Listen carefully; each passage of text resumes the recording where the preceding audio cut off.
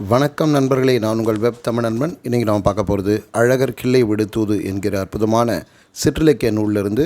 ஏற்கனவே நம்ம 3 பாகங்களாக நிறைய பாடல்கள் பார்த்துருக்கோம்.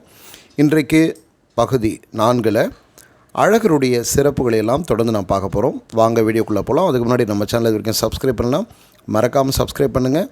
இதுக்கு முன்னாடி 3 பாகங்களை நீங்கள் பார்க்காம இருந்தீங்கன்னா டிஸ்கிரிப்ஷனில் லிங்க் கொடுக்குறேன். பார்த்துட்டு இதையும் பார்த்துட்டு உங்களுடைய கருத்துக்களை சொல்லுங்கள். வாங்க வீடியோக்குள்ளே போகலாம். பாடல் பாருங்க. தோற்றி அறிவடிவுமாய் பின் அரண் வடிவுமாகி பெரியது ஒரு தூணில் பிறந்து என்று பாடுகிறார். இந்த பாட்டில் பார்த்திங்கன்னா நரசிங்க அவதாரத்தை பற்றி உங்களுக்கு தெரியும். அந்த நரசிங்க அவதாரத்தில் முதல்ல சிங்க வடிவம் எடுத்து அதுக்கு பிறகு நரன் என்று சொல்லக்கூடிய மனித வடிவம் எடுத்து இரண்டும் கலந்த ஒரு பெரிய ரூபமாக மாறி ஒரு தூணிலிருந்து இறைவன் வெளிப்பட்டதை, அதாவது பெருமாள் வெளிப்பட்டதை இந்த இடத்துல ரொம்ப அழகாக எடுத்து காட்டுகிறார். அடுத்த பாடல் பாருங்கள்.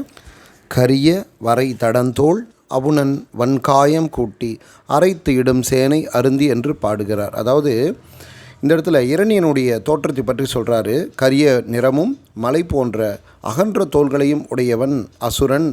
அந்த இரணியனுடைய அந்த வலிமையை நிறைந்த உடலை தரையிலே தேய்த்து அழித்தவன் இறைவன் என்று பாடுகிறார். அது மட்டும் கிடையாது, யாரெல்லாம் அவனை போரில் ஈடுபடுத்தினார்களோ அந்த சேனைகளை எல்லாம் யமனுக்கு உணவாக்கியவன் என்று திருமாலை போற்றி பாடுகிறார். அடுத்து சிவனும் எல்லாமாக இருக்கக்கூடியவன் இறைவன் திருமால் தான் அப்படின்றத சொல்கிறாரு. பாடல் பாருங்கள். உருத்திரனாய் பண்ணும் தொழிலை பகைத்து நிலக்காப்பும் அணிந்து உண்ணும்படி எல்லாம் உண்டருளி என்று பாடுகிறார். அதாவது சிவனாக வடிவெடுத்து அழித்தல் தொழிலையும் செய்தவன் திருமால். அது மட்டும் கிடையாது, அந்த அழித்தல் தொழிலுக்கு எதிரான பகையான தொழில் எதுனா காத்தல். அதன்படி காத்தல் தொழிலையும் செய்யக்கூடியவன் இறைவன். உலகம் எந்த காலத்தில் அழியுமோ அது வரைக்கும் இந்த உலகத்தை இறைவன் காத்து வருகிறான். அதுக்கு பிறகு அழிவு காலம் இன்றைக்கி தான் அப்படின்னு சொன்னால் இந்த மொத்த உலகத்தையும் உண்ண வேண்டிய முறைப்படி உண்டு உலகெல்லாம் தனக்குள் அடக்கி கொண்ட ஆற்றல் பெற்றவன் என்று பெருமாளை பாடுகிறார். தொடர்ந்து பாடுறார் பாருங்க. வெண்ணெயுடன் பூதனை தந்த பால் போதாமலே பசித்து வேதனையும் பெற்று வெளிநின்று என்று பாடுகிறார். அதாவது வெண்ணெய் உண்ணக்கூடியவன் கிருஷ்ணன். கிருஷ்ண அவதாரத்தில் வெண்ணெயை திருடி சாப்பிடுவான்னு எல்லாருக்குமே தெரியும். அது மட்டும் கிடையாது, பூதனை என்ற அரைக்கி கொடுத்த விஷம் கலந்த அந்த பாலையும் குடித்தவன் கிருஷ்ணன் அப்படின்னு சொல்கிறார். அப்பயும் அவனுடைய பசி அடங்கலை. அதற்கு பிறகு வேதங்களையெல்லாம் படைத்த பிரம்மனை பெற்று அண்டவெளியெல்லாம் விரிந்து பறந்து நிற்கக்கூடியவன் இறைவன் என்று பாடுகிறார். அடுத்து சொல்கிறாரு. பா தவத்தை தள்ளு நடையிட்டு தவழ்ந்து விளையாடும் பிள்ளமை நீங்காத பெற்றியான் என்று பாடுகிறார். அதாவது மருத மரத்தை எல்லாம் சாய்த்து வீழ்த்துமாறு நடந்தும் தவழ்ந்தும் விளையாடுபவன் என்று அவனுடைய ஆற்றலை பாடுகிறார். அப்படிப்பட்ட ஆற்றலை உடையவனாக இருந்தாலும் கூட குழந்தைத்தன்மை நீங்காத இயல்பை உடையவனாக இருக்கிறான் என்பதையும் இங்கே சுட்டி காட்டுகிறார். அடுத்த பாடலில் இறைவனுடைய சிறப்புகளை எல்லாம் தொடர்ந்து பாடுறார் பாருங்க. ஒள் இழையார் கொள்ளை பெண்ணை குதிரையாக்கும் திருப்புயத்தான் கல்லை பெண்ணாக்கும் மலர் காலினான் என்று பாடுகிறார். அதாவது ஒளி பொருந்திய அழகான நகைகளை அணிந்த இளம் பெண்களெல்லாம் தங்கள் வீட்டு கொள்ளையில் இருக்கக்கூடிய அந்த பனைமர ஓலைகளை குதிரையாக்கி மடல் ஊறும்படி காதல் கொள்ளச் செய்தவன் இறைவன் என்று பாடுகிறார். அதாவது பெருமாள் மீது பெண்கள் எல்லாம் காதல் கொள்கிறார்கள். ஏன் அப்படின்னா அவன் அத்தகைய அழகுடையவன்.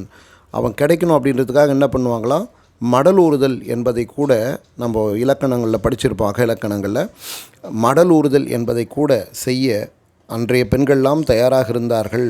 அத்தகைய விரகத்தை உண்டாக்கக்கூடிய அழகைய தோள்களை உடையவன் எம்பெருமான் என்று பாடுகிறார். அது மட்டும் கிடையாது, அவனுடைய பாதம் ரொம்ப மென்மையானது.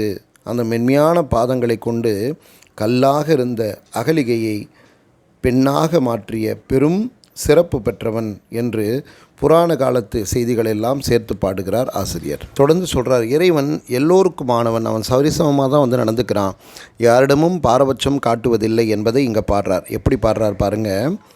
சொல் கவிக்கு பாரம் முதுக அடைந்த பாயலான் விண்ணவர்க்காக ஆரமுது கடைந்த அங்கையான் என்று பாடுகிறார். பூமியில் ஒரு ஆழ்வார், திருமழிசை ஆழ்வார், அவர் என்ன பண்ணுறாரு, மணிவண்ணா நீ கிடக்க வேண்டாம் என்று பாடி நீ என்ன பண்ண உன்னுடைய பாம்பு ஓடு இருக்கக்கூடிய அந்த பாயை என்ன பண்ண சுருட்டி எடுத்துக்கிட்டு என் பின்னாடி வா அப்படின்னு சொல்லிட்டு போகிறார். அப்படி அந்த ஆழ்வார் ஒரு சாதாரண ஒரு மானிடர், மற்றவங்களை பொறுத்த வரைக்கும் அந்த சாதாரண மனிதர் சொன்னதற்காக தன்னுடைய பாம்பு படுக்கை பாய் போல சுருட்டி எடுத்துக்கொண்டு தன் முதுகிலே சுமந்து கொண்டு சென்றவன் இறைவன். அதே மாதிரி வானுலக தேவர்களுக்காக கிடைத்தற்கரிய அமிர்தத்தை கடைந்து அழகிய ஒரு கைகளை உடையவனாக இறைவன் இருக்கிறான் என்று பாடுகிறார். அப்படி அமுதத்தை கடைந்து கொடுத்தவன் என்றும் பாடுகிறார். இங்கே பார்த்திங்கன்னா பூமியில் ஒரு சாதாரண அடியவருக்காக இறங்கக்கூடிய அதே பெருமாள் அவன் தேவர்களுக்கும் இறங்கக்கூடியவனாக இருக்கிறான். இப்போ தேவன் மனிதன் என்ற வேறுபாடு அல்லாதவனாக இறைவன் இருக்கிறான் என்பதை புகழ்ந்து பாடுகிறார். அடுத்த பாடல் பாருங்கள். நாரியுடன் வன் கானகம் கடந்த வாட்டத்தான் வேட்டுவர்க்கு மென்கால் நகங்கள் தந்த வீட்டினான் என்று பாடுகிறார். இங்கே நாரி அப்படின்னா பெண், அதாவது சீதையை குறிக்கக்கூடியது. அதாவது சீதையை அழைத்து கொண்டு ராம அவதாரத்திலே அவன் கொடிய காட்டை கடந்து சென்று கொண்டிருக்கிறான்.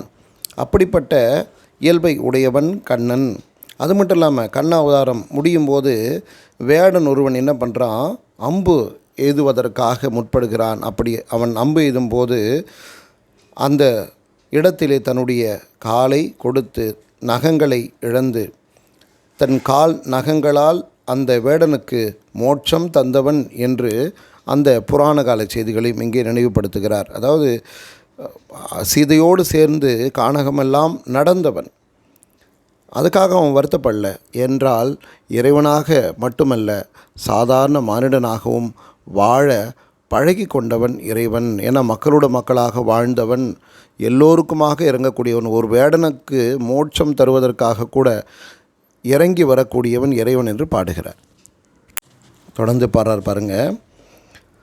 என் காதல் வெள்ளத்து அமிழ்தினோன் வேலைக்கு மேல் மிதந்தோன் உள்ளத்து உள்ளான் உலகத்து உப்பலான் என்று பாடுகிறார். அதாவது என் காதல் என்று சொல்லக்கூடிய வெள்ளத்திலே மூழ்கி கிடக்கின்றவன். ஏன்னா இது ஒரு காதல் இலக்கியமாக அமைந்து விட்டதுனால தலைவனுடைய அழகையெல்லாம் வர்ணித்து பாடக்கூடிய சூழல் இருக்கிறதுனால அவன் சொல்கிறா, என் காதல் வெள்ளத்திலே மூழ்கி கிடக்கின்றவன், ஆனாலும் கூட கடையூழி காலத்தில் பிரபஞ்சங்களை அழிக்கும் கடல் நீர் பரப்பின் மேல் ஆளிலையில் மிதப்பவன். ஆலை இலை மீது அவன் துயில் கொள்ளக்கூடியவன் என்பதை நீங்கள் கண்ணவதாரத்தில் கூட படித்திருப்பீங்க.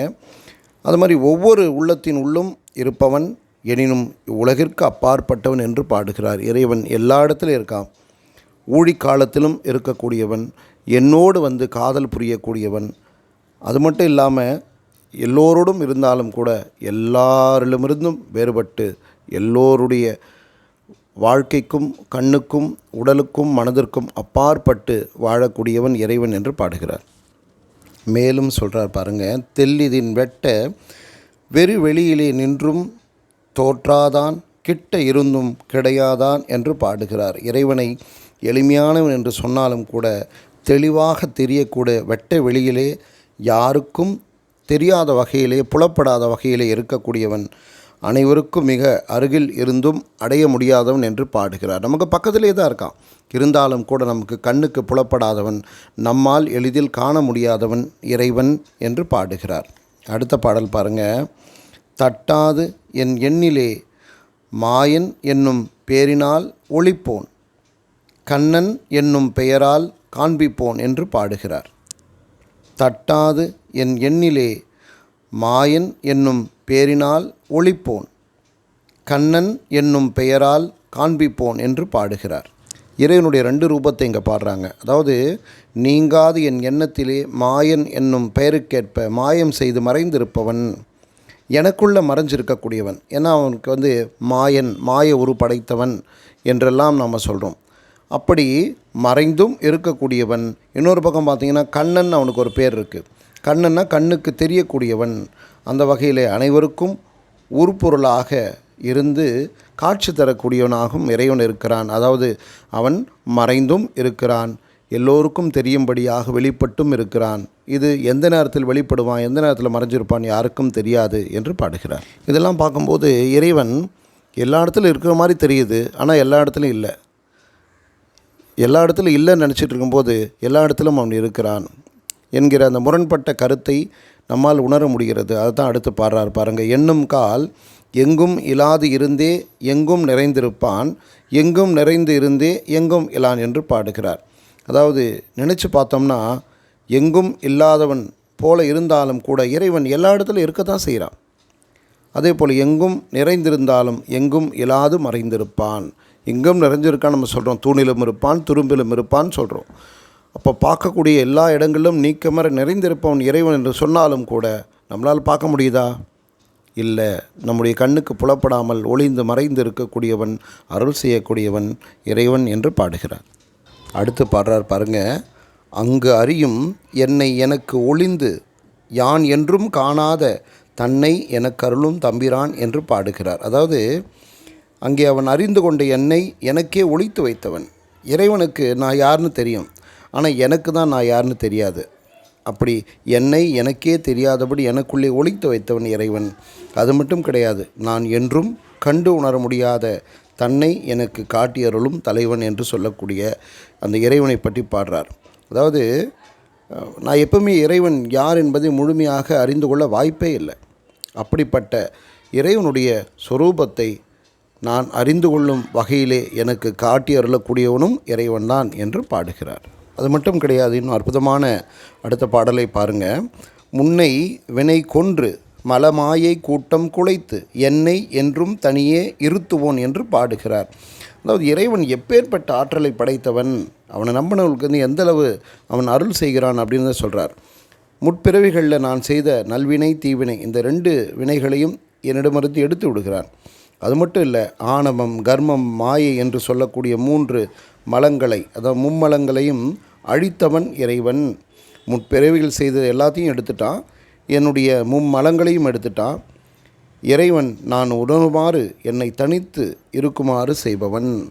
இறைவனை அறிய வேண்டுமென்றால் இந்த தன்வினைகளை அகற்றிவிட வேண்டும், மும்மலங்களை அகற்றிவிட வேண்டும். நம்ம எவ்வளோதான் முயற்சி பண்ணாலும் அது ரொம்ப கஷ்டம். ஆனால் இறைவன் எனக்காக இந்த 2ஐயும் அகற்றி நான் யார் என்பதை எனக்கே காட்டியவன் என்று பாடுகிறார். இறைவன் எல்லாமாகவும் இருப்பதை இந்த பாடலில் பாருங்க.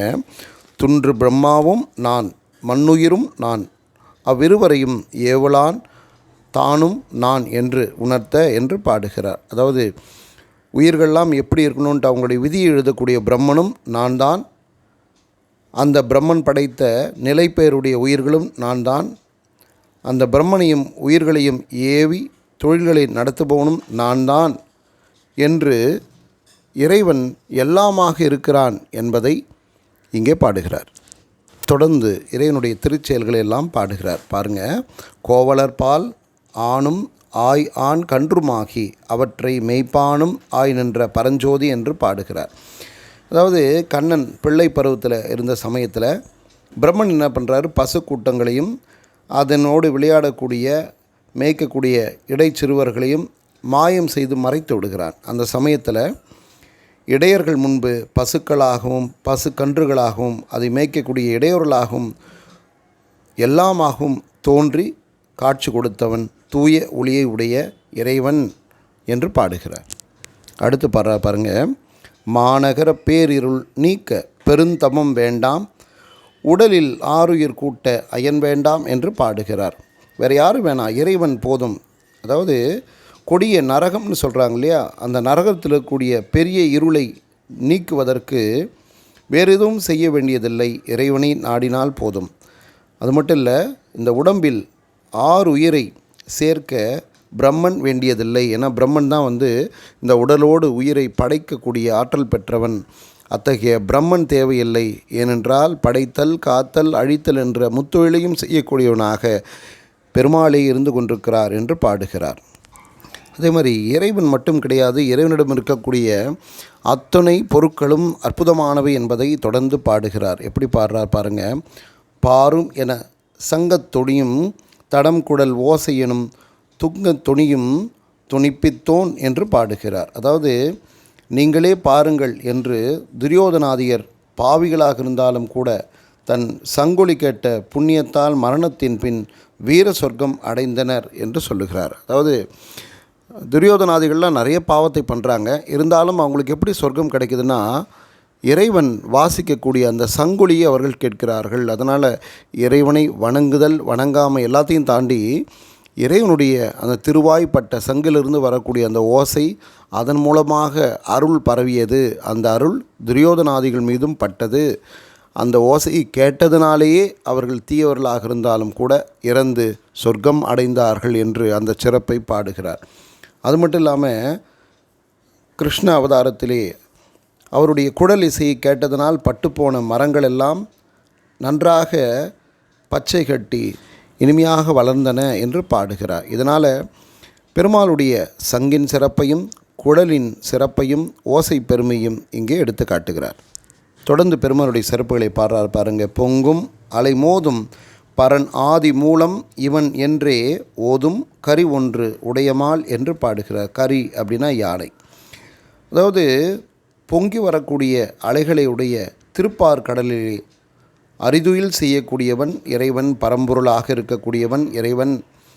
முன்பொரு காலத்தில் முதலை வாயில் சிக்கிய ஆதிமூலம் என்கிற யானையை காத்தருளச் செய்தவன்.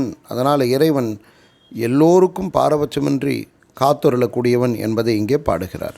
இதில் இறைவன் எல்லாமாக இருக்கிறான் என்பதை தொடர்ந்து பாடிக்கிட்டே வர்றார். அந்த வகையில் பிரம்மாவும் சிவனுமாக இருக்கக்கூடியவன் பெருமாள் தான் என்பதை மீண்டும் மீண்டும் பாடுறாரு. மூதுலகை தந்திடுவோனும் துடைப்போன் தானும் நான் என்று திருவுந்தியால் வாயால் உரைத்திடுவோன் என்று பாடுகிறார். அதாவது பழமையான இந்த உலகத்தினை படைத்தவனும் இறைவன்தான், அந்த உலகத்தை அழிப்பவனும் இறைவன்தான். அது மட்டும் இல்லாமல் மீண்டும் ஒரு உலகத்தை உருவாக்குவதற்காக தன் உந்தியிலிருந்து பிரம்மாவை பிறப்பித்தவனும் இறைவன்தான். மீண்டுமாக இந்த உலகத்தை கடைகுழி காலத்தில் வாயினால் அனைத்தையும் அழித்து தனக்குள் அடக்கி கொண்டவனும் எல்லாவற்றுக்கும் மூல காரணமாக இருப்பவனும் இறைவன்தான் என்று பாடுகிறார். அடுத்த பாடலில் ஆழ்வாருடைய சிறப்புகளை எல்லாம் பாடுறார் பாருங்க. பைந்தமிழால் ஆதி மறை நான்கையும் 4000 நாட்கவியால் ஓதும் 11 உள்ளத்தான் என்று பாடுகிறார். அதாவது பைந்தமிழில் பழமையான வேதங்களை எல்லாம் மிக அழகாக மெய்ப்பொருள் உணரும்படியாக 4000 திவ்ய பிரபந்தம் என்ற தலைப்பிலே நல்ல கவிதைகளை எழுதி கொடுத்தவர்கள் எல்லாமாக நானே இருக்கிறேன் என்று பாடுகிறார். அவருடைய உள்ளத்திலும் நானே இருக்கிறேன், அவர்களாகவும் நானே இருக்கிறேன் அப்படின்ற, அதாவது பேயாழ்வார், பூதத்தாழ்வார், பொய்கை ஆழ்வார், நம்மாழ்வார், திருமழிசை ஆழ்வார், திருப்பான் ஆழ்வார், திருமங்கை ஆழ்வார், பெரியாழ்வார், ஆண்டாள், குலசேகர ஆழ்வார், தொண்டரடி பொழியாழ்வார் என்று சொல்லக்கூடிய இவர்கள் வடிவாகவும் நானே இருக்கிறேன், இவர்கள் உள்ளத்திலும் நானே இருக்கிறேன் என்று பாடுகிறார். தொடர்ந்து பாருங்க. பாதம் எனும் செந்தாமரை மலரில் சிந்திய தேன் போல மந்தாகினி வழியும் வன்மையான் என்று பாடுகிறார். அதாவது செந்தாமரை மலர்ந்து தேன் வழிவது போல அந்த காலத்தில் உலகளந்த போது பெருமாளுடைய அந்த திருப்பாதத்தை பூஜித்த பிரம்மனை நினைவு கூர்ந்து தன் பாதத்திலிருந்து கங்கையாக வழியும் வள்ளல் என்று பாடுகிறார். இறைவன்தான் கங்கையாகவும் பெருக்கெடுத்து ஓடுகிறான். மந்தாகினி அப்படின்னா கங்கை, இந்த கங்கை நதியாகவும் அவன்தான் பெருக்கெடுத்து ஓடுகிறான் என்று பாடுகிறார். அடுத்து பாருங்க. சந்ததமும் ஆன்ற உலகம் அறிவும் அறியாமையும் தோன்ற துயிலா துயில் கொள்வோன் என்று பாடுகிறார். இறைவனுடைய துயில் அரித்துயில் அப்படின்னு சொல்லிட்டு எல்லாரும் சொல்கிறது கேட்டிருப்பீங்க. அதாவது உறங்குவது போல இருக்கும், ஆனால் அவன் உறங்குவதில்லை அப்படின்னு நம்ம கேள்விப்பட்டிருக்கோம்.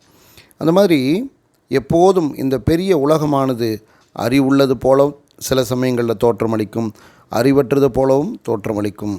இது எல்லாமே செய்யக்கூடியவன் இறைவன்தான். அவன்தான் உறங்கியும் உறங்காமலும் இருக்கிறான், அறிதுயில் செய்கிறான் என்று பாடுகிறார். அடுத்து இறைவன் இந்த உலகத்தை தனக்குள்ளே வைத்து கொண்டிருக்கிறான் என்பதை ஒரு சமயம் யசோதாதேவிக்கு காட்டியதை இங்கே நினைவுபடுத்தி பாடுகிறார். பாடல் பாருங்க. ஈன்றவளை தெள்ளு மணிவாயில் காட்டி செகம் புறமும் உள்ளும் இருப்பது உணர்வித்தோன் என்று பாடுகிறார். அதாவது தன்னை ஈன்ற தாயாகிய யசோதைக்கு தன் அழகிய திருவாயை திறந்து இந்த உலகம் வெளியில் இருப்பது போலவே தனக்குள்ளும் இருக்கிறது என்கிற உண்மையை காட்டியவன், தெளிவித்தவன் என்று அந்த மாயச் செயலையெல்லாம் இங்கே எடுத்து காட்டுகிறார். இன்றைக்கு நாம் கடல் நீரை குடிநீராக்கும் திட்டம்லாம் கொண்டு வந்து செயல்படுத்திகிட்டு இருக்கோம் உலகம் முழுக்க. அன்றைக்கு இறைவன் அந்த மாதிரி ஒரு அற்புத செயலை செய்ததாக இவர் தொடர்ந்து பாடுறார் பாருங்கள். கொள்ளை கவர்ச்சி தரு சென்ம கடலில் கலந்த அவிச்சை உலர் வாங்க முகிலானோன் என்று பாடுகிறார். அதாவது பெரும் கவலை தரக்கூடிய இந்த பிறவி பெருங்கடலிலே அஞ்ஞானம் என்கிற உப்பு கலந்திருக்கிறது. அந்த அஞ்ஞானம் என்கிற சுவை கொண்ட அந்த உப்பை நீக்குவதற்காக கடல் நீரை உண்டு தூய மழையாக மேகங்களை அனுப்பி நமக்கெல்லாம் நன்மை செய்யக்கூடியவன் இறைவன் என்று பாடுகிறார். அதாவது கொள்ளை கவர்ச்சி என்ன பெருங்கவலை, நம்மை சூழ்ந்திருக்கிற பெரும் கவலை எல்லாம் எதனால் வருகிறது என்றால் அஞ்ஞானத்தாலே வருகிறது. அது இந்த நல்ல கடலிலே உப்பாக கலந்திருந்து அதை நாம் தாகத்திற்கு உண்ண முடியாத நீராக மாற்றிவிடுகிறது. அப்போது அந்த கடலில் இருக்கக்கூடிய உப்பை எடுத்துட்டா அந்த தண்ணியை நம்ம குடிக்கலாம். அந்த மாதிரி நம்முடைய வாழ்க்கையில் இருக்கக்கூடிய அஞ்ஞானம் என்கிற உப்பை நாம் நீக்கிவிட்டால் அது அற்புதமான சுவையுடைய அருந்தக்கூடிய நீர் போல மாறிவிடும். நம்முடைய வாழ்க்கைக்கு அது பெரும் பயனை தரக்கூடியதாக அமையும்ன்றார். அப்போ இறைவன் எவ்வளோ அற்புத செயல்களை செய்கிறார் பாருங்கள். நமக்காக தூய மழையாக மேகமாக இறைவன் வருகிறார் என்று பாடுகிறார். அடுத்து மற்ற சமயங்கள் எப்படியெல்லாம் இறைவனிடத்திலே சரணடைகின்றன என்பதை பற்றி பாடுறார் பாருங்கள். நிவப்பா அடங்கும் பரசமய வாத நதி அடங்க கருங்கடலும் ஆனோன் என்று பாடுகிறார். இறைவன் ஒரு கருணை கடல் அப்படின்னு உங்களுக்கு தெரியும். அத்தகைய கருணை கடல் பார்த்திங்கன்னா உயர்வுள்ள மடங்கி தாக்க வரக்கூடிய பிற சமய வாதங்கள் என்ன சொல்லக்கூடிய நதிகள்லாம் சங்கமிக்கக்கூடிய கரும் கடலை போன்று இருக்கிறான். அதாவது மற்ற சமயங்கள் அவங்க வைக்கக்கூடிய வாதங்கள்லாம் பார்த்திங்கன்னா ஒரு நதி போல் வளைந்து நெளிந்து வருகிறது, ஒரு மாதிரி இல்லை. இதுதான் அவங்க சமயத்துடைய கொள்கைன்னு சரியாக தெரியல. அப்பப்போ என்ன பண்ணுறாங்க, நதி போல் அந்த கொள்கைகள் எல்லாம் வளைத்து கொள்கிறார்கள். ஆனால் அப்படி எவ்வளோ வளைத்து வந்தாலும் கூட அவையெல்லாம் கடைசியிலே சேரக்கூடிய கரும் கடலாக இறைவன்தான் இருக்கிறான் என்று தொடர்ந்து பாடுறார் பாருங்கள். உடம்பில் புணர்க்க ஒரு கிரகணம் போலும் எனையும் கொண்டு அணைக்க மணி நிறமும் ஆனோன் என்று பாடுகிறார். அதாவது தன் உடம்புக்குள்ளாக ஒரு ஒளிக்கதிராக என்னையும் சேர்த்து கொள்வதற்காக இறைவன் தன்னுடைய நிறத்தை எப்போதும் ஒரே நிறமாக வைத்திருக்கிறான் என்று பாடுகிறார். இறைவனுடைய நிறம் பார்த்திங்க அப்படின்னா நீலமணியினுடைய நிறம், அதாவது கார்மேக வண்ணன் கமலக்கண்ணன் நம்ம சொல்லுவோம். அந்த மாதிரி பிற நிறங்களையெல்லாம் தனக்குள்ளே அடக்கி கொள்ளக்கூடிய ஆற்றல் கொண்ட நிறம் பார்த்திங்கன்னா நீல நிறம். அதனால் இறைவன் எல்லோரையும் தனக்குள் அடக்கி கொள்பவனாக இருப்பதனால்தான் நீல நிறத்தை உடையவனாக இருக்கிறான் என்று பாடுகிறார். அடுத்ததாக ஒரு அற்புதமான பாடலை பாடுறாரு. பனைக்கும் விசை பூதல ஊசல் மீதில் இருப்போனும் அசைப்போனும் தானாகும் அண்ணல் என்று பாடுகிறார். அதாவது இந்த பூமி பார்த்திங்கன்னா அது பாட்டுக்கு ஒரு ஊஞ்சலை போல சுற்றி கொண்டே இருக்கிறது, அசைந்து கொண்டே இருக்கிறது. அதுவும் எப்படி அசைந்துட்டு இருக்குன்னா மிகுந்த விசையோடு அசைந்து கொண்டிருக்கிறது இந்த பூமி. அந்த பூமியின் மீது இறைவன் அமர்ந்து கொண்டிருக்கிறான். இப்போ இறைவன் இந்த பூமியை காப்பவனாக இருக்கிறான் என்பதை சொல்கிறாரு. இன்னொரு பக்கம் பார்த்திங்கன்னா அந்த பூமி என்கிற ஊஞ்சலை அசைக்கிறவனாகவும் தானே இருக்கிறான் இறைவன் என்று பாடுகிறார். அப்போ இந்த பூமியை அசைப்பவனும் அவன்தான். அதே சமயத்தில் இந்த பூமி கவிழ்ந்து விடாமல் நிலை குலைந்து விடாமல் காப்பதற்காக அதிலே அமர்ந்திருப்பவனாகவும் இறைவன் தான் இருக்கிறான் என்று பாடுகிறார். அடுத்ததாக இறைவனுடைய அழித்தல் தொழிலை பற்றி பாடுறார் பாருங்கள். இசைத்து ஊன் பிடிக்கும் வேடர் ஒரு பார்வையால் 100 மான் பிடிக்கின்ற வகை என்ன தான் படைத்த என் பிறவி 84 100,000 தன் பிறவி 10ஆல் தனித்திடுவோன் என்று பாடுகிறார். இதில் நான் 2 பாட்டையும் சேர்த்து சொல்லியிருக்கேன். அதாவது இறைச்சிக்காக விலங்குகளை பிடிக்கக்கூடிய வேடர்கள்லாம் என்ன பண்ணுவாங்க, அதை பிடிப்பதற்காக வேறு ஒரு விலங்கை அதில் மாட்டி வைப்பார்கள். இப்போ ஒன்றை வச்சு இன்னொன்று பிடிக்கிறது. அதுபோல் இறைவன் என்ன பண்ணுறாரு, இந்த உலகத்தை அழிப்பதற்காக இந்த உலகத்தில் இருக்கக்கூடிய உயிர்களுடைய எண்ணிக்கை சொல்கிறார் பாருங்கள். எறும்பு முதல் யானை முடிய இருக்கக்கூடிய 84 லட்சம் உயிரினங்கள் அந்த பிறவிகள்லாம் அழிக்கணும் அப்படின்றதுக்காக என்ன பண்ணுறாரு, இவரே ஒரு இறையாக இங்கே வருகிறார். எப்படி வருகிறார் பாருங்கள், 10 அவதாரங்கள் எடுத்து வருகிறார். அப்போ 10 அவதாரங்களை கொண்டு இந்த உலகத்தில் இருக்கக்கூடிய அத்தனை உயிர்களையும் அழித்து அதை முடிவுக்கு கொண்டு வந்து பிறகு ஆக்கவும் செய்பவர் என்பதை நாம் முன்பொரு பாட்டில் பார்த்தோம். அப்போது இறைவன்தான் உலகத்தை உருவாக்குகிறார், காக்கிறார், அழிக்கிறார். படைத்தல், காத்தல், அழித்தல் என்கிற முத்தொழிலையும் செய்யக்கூடிய இறைவன் அவன்தான் என்னுடைய தலைவன் என்று தலைவனுடைய பார்வையில் இருந்து ரொம்ப அழகாக அழகர் கிள்ளை விடுத்தூதில் பலப்படடை சொக்கநாதர் ரொம்ப சிறப்பான ஒரு பாடலை கொடுத்துருக்கார். இதனுடைய தொடர்ச்சி இன்னொரு வீடியோவை நான் போடுறேன். இதுக்கு முன்னாடி நான் போட்ட 3 பாகங்களை பார்க்காதவங்க டிஸ்கிரிப்ஷன் பாக்ஸில் லிங்க் கொடுக்குறேன், பார்த்துட்டு உங்களுடைய கருத்துக்களை சொல்லுங்கள். நன்றி நண்பர்களே. இன்னொரு நல்ல காணொளியோடு உங்களை சந்திக்கிறேன்.